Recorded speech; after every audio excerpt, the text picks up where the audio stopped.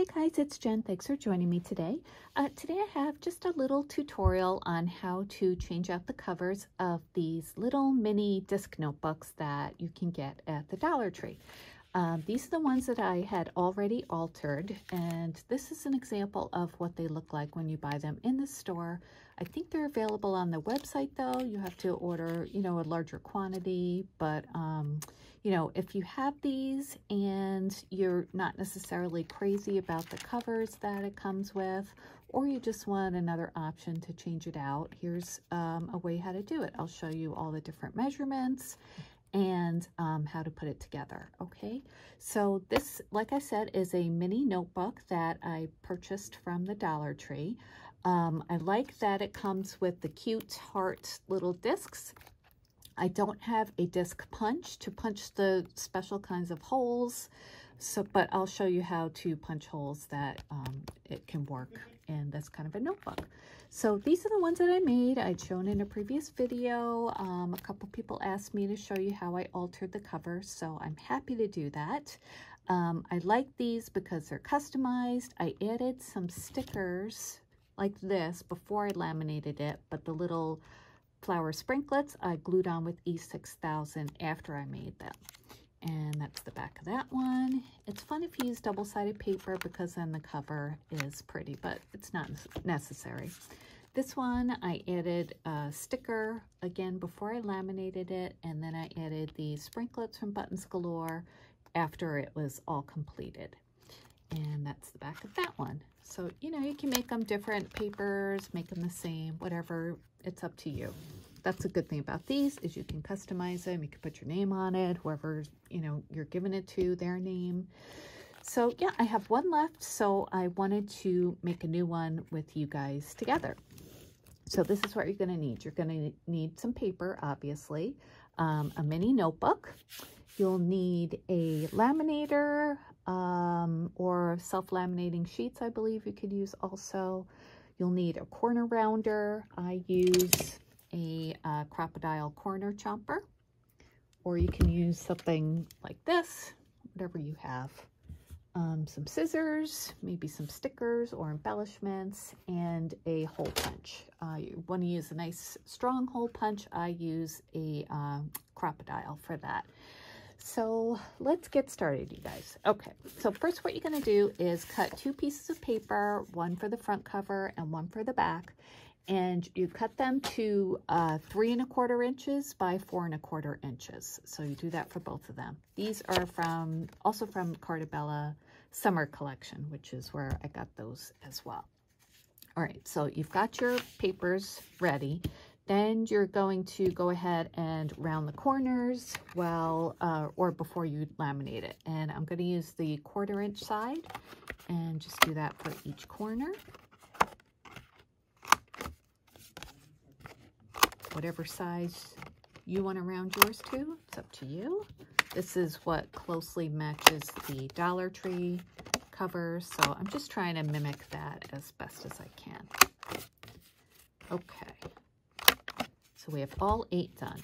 And then I think I'm going to decorate one of the covers, just like the front one, very simply, because you want to stay very flat when you're going through the laminator, otherwise it might not laminate correctly.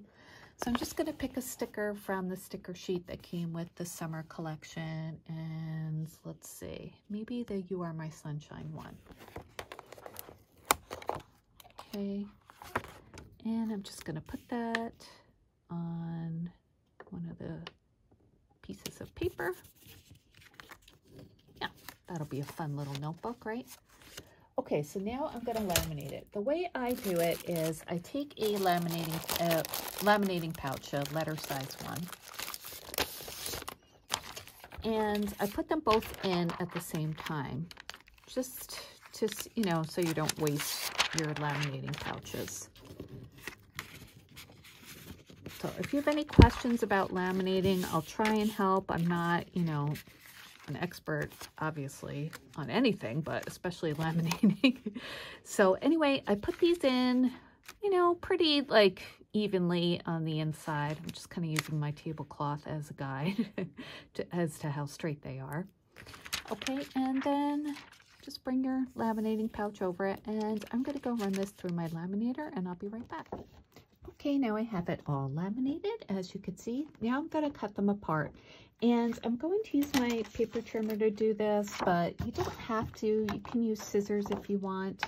You want to basically make it the same size as the covers of the Dollar Tree notebook. And as you can see, there's a little bit of a margin of just the laminate or the acetate, whatever it is, plastic. So this cover comes out to be 3 5/8 short ways by 4 5/8. So it's just adding a little bit extra onto each side. So I'm just going to cut these apart to the correct size, and I'll be right back. Okay, I have both covers trimmed to the correct size, 3 5/8 by 4 5/8. As you can see, there's a little border on each side. So now I'm going to round the corners of the plastic, and I'm going to get my corner chomper out again, and again at the 1/4 inch notch, going around and around. Like I said, use whatever you want to round the corners. You can even just use scissors and just, you know, round the corners that way. This is just a quicker way to do it. But if you don't have a corner rounder, no problem. I've done it with scissors plenty of times.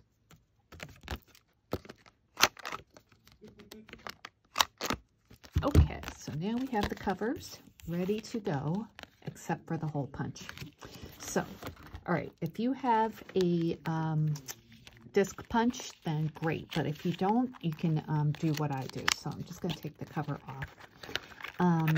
So yeah, the way the discs work is it's just supposed to be versatile, that you could just pop things off and then put them back in whenever you want, because these just snap right back on. And the reason they do that is because it's a hole punched with a little slit on the end. So you could even do that with the pages of notebooks, or the notebook pages inside. Just peel them off or just press them back on. That's what makes these kind of notebooks so versatile, and they stay on pretty well too. So take the cover off, and what I like to do is just lie it on top of the one that you made. And then I'm just going to mark, like, just trace a little circle there, or mark a dot where you are going to punch your hole. And it's just kind of like a template, you know. So I'm just lining it up. Oh gosh, every time I do that, it moves. So let's do it like this. Okay, that looks decent. And I'm going to mark where each hole goes, using a pencil. Okay. So it looks like that. You can see the marks. All right, so now you're going to take your hole punch, and you're going to go in 3/8 of an inch from the edge to where you marked your circle. Okay, and I pre-measured it on my Crop-A-Dile, so it's set at 3/8 of an inch. Got a little thingy stuck in there. Okay, so I'm just gonna hold it over where the line is that I marked, and punch that, and do it for all 4.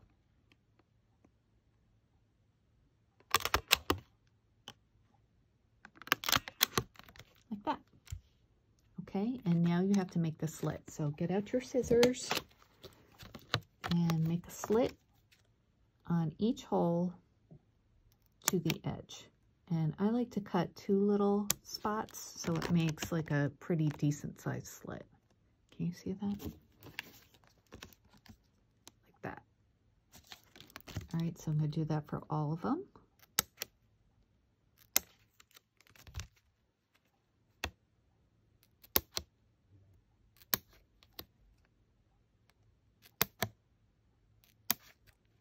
Okay, so now we have 4 sort of disc holes. So we're going to do that for the back as well. So take your back cover that you made and the original, just peel it off, and then we're going to lie it on top and do the same thing. Make marks where the holes are. Oops, sorry, can't see that. Just line it up with the original. Okay.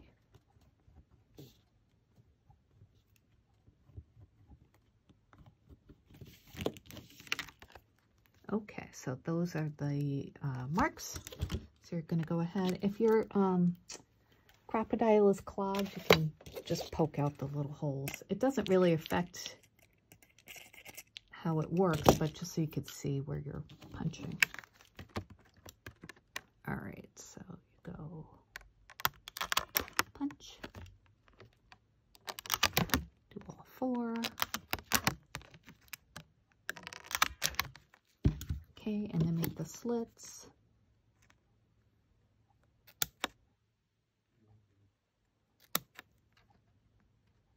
One, 2.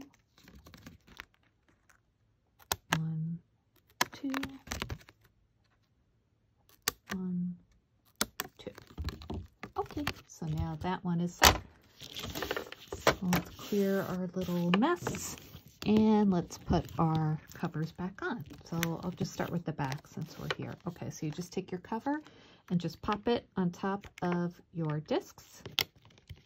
And you hear that little satisfying little click. And you have the back cover on. Turn it over. We'll do the front.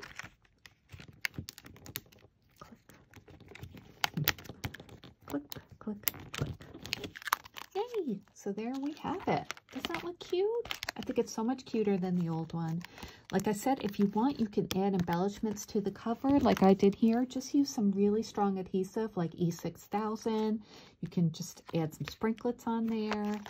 I'm not going to do it now because I think that's, you know, pretty self-explanatory. But I just wanted to show you the measurements and exactly how to do these little replacement covers. So I think this is great for $1, right? And I like the idea of customizing it with people's names. You could add a little charm dangle to it, paper clips. The sky's the limit.